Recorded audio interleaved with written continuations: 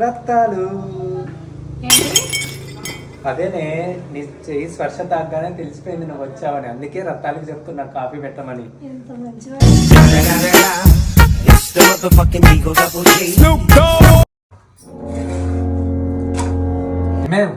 ఒక రొట్టి అయ్యి రోటీలు ఏమి అయిపోయినాయి. అలా ఎలా అయిపోతాయి అప్పుడే రోటీలు? ఎలా అయిపోతాయంటే నువ్వు నిన్న చీర కొంటా అన్నప్పుడు డబ్బులు అయిపోతాయన్నా అలానే అయిపోయినాయి.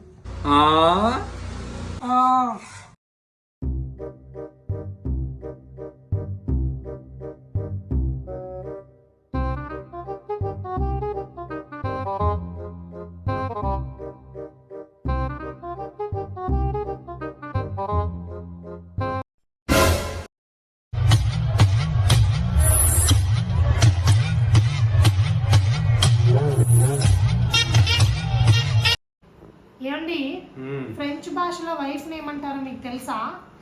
ఫ్రెంచ్ భాషలోనే కాదే, ఏ భాషలోనూ పిల్లని ఎవడు ఏమనలేడు. ఏమన్నా అంటే మనశ్శాంతిగా బతకలేడు.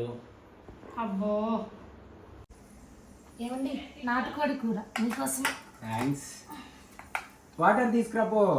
వాటరా? ఓకే అండి.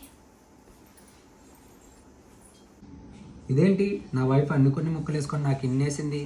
తనంత కష్టపడుతుంది, ఇంటి పని, వంట పని, బట్టలు ఉతకడం అన్నీ చేసి. అమ్మో అమ్మో, ఇలా కాదు, తను హ్యాపీగా ఉండాలి. నేను కావాలంటే కొన్ని ముక్కలు తిని తనకి ఇచ్చేస్తా.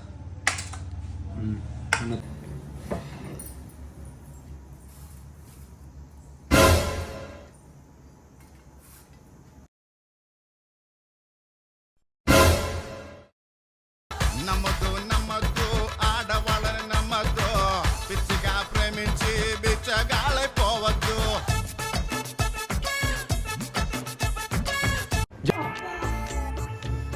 పట్టేసినండి, ఒకటే నొప్పి, తట్టుకోలేకపోతున్నానండి. నేను సెట్ చేస్తా కదా, నేను సెట్ చేస్తా కదమ్మా, నేను సెట్ చేస్తా కదా.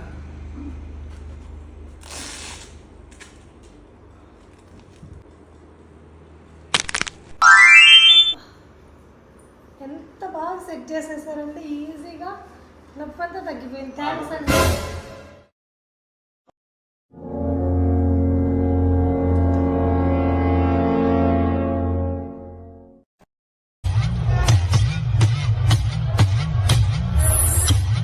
అయ్యా, ఆ శారీ ఎంత?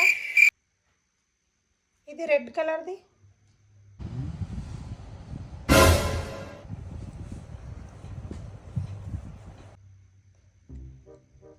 తక్కువ చూపించద్దండి, కాస్ట్లీ చూపించండి. 20-30 వేలలో చూపించండి.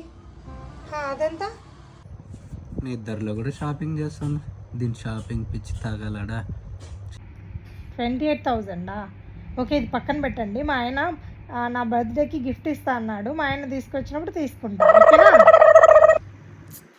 నిద్రలో కూడా నామ కూడా అంటూ నా పాకెట్కే కన్నం వేస్తుంది. దీనమ్మ జీవితం, అక్కడ కూడా నాకు మనశ్శాంతి లేదా? అయ్యో.